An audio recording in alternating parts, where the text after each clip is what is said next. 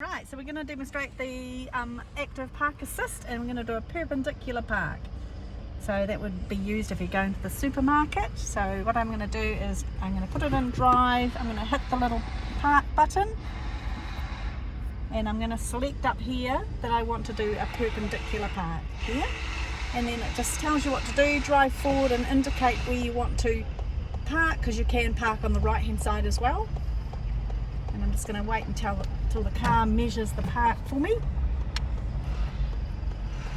And it'll tell me up on the screen when it's done.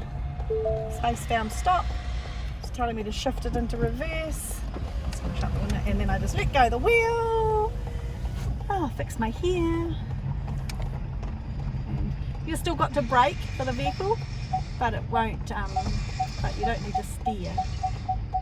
Sometimes it's going to tell me to put it into drive, and it's going to turn. It's going to tell me to drive forward.